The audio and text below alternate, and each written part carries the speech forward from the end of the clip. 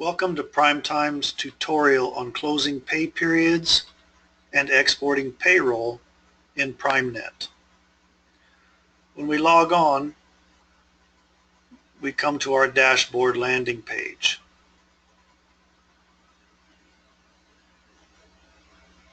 Our pay periods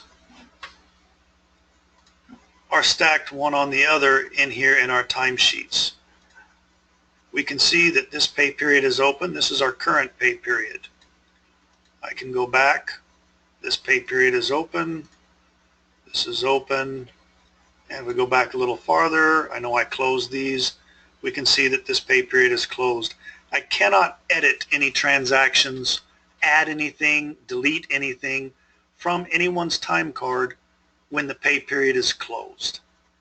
Now, if I'm doing things properly, when I'm done with my edits from the last pay period and ready to submit payroll, I will go in and close the pay period, and the status would change from open to close. As we can see, 3 pay periods back, it's still open. I haven't been doing my job. So in order to close a pay period, we're going to come up here to Payroll Functions and Close Pay Periods. We can see here I've got a couple of pay periods that are still open. Closing pay periods is as simple as just clicking Close and then clicking OK. I go ahead and I click Close and I click OK. I have no more pay periods that I need to close.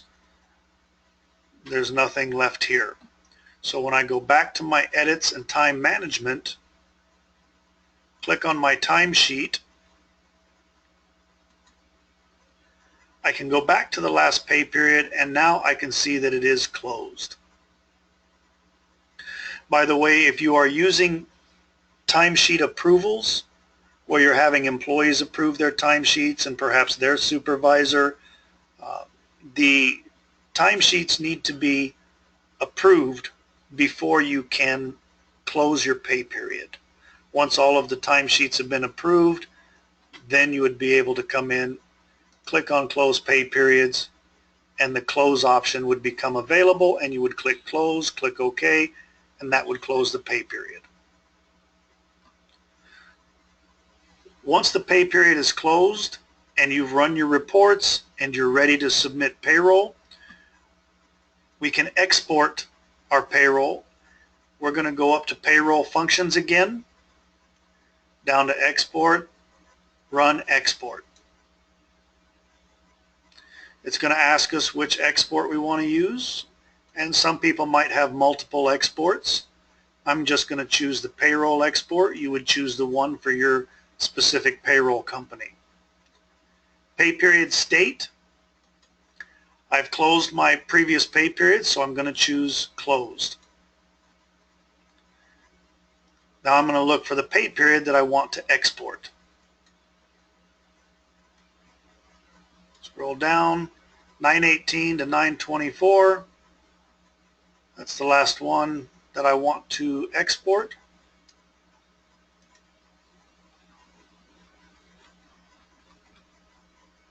So I'm going to click on that.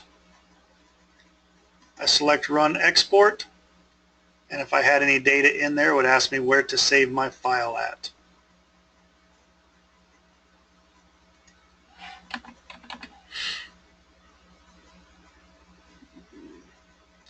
Let's try this one here. There we go. It's asking me to save. I'm going to save this into a location where I always save my exports.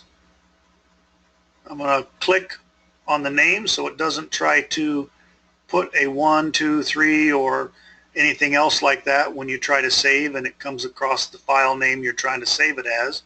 So I'm just going to click on what my payroll company is expecting, or I'm going to change the name down here if need be. I'm going to click Save. It tells me it already exists. Do I want to replace it? Yes, I do. It's downloading, and I can see that the file is complete and the payroll has been exported to, in this case, a text file, and it's ready for me to open up my payroll software and import the data. Thank you for watching.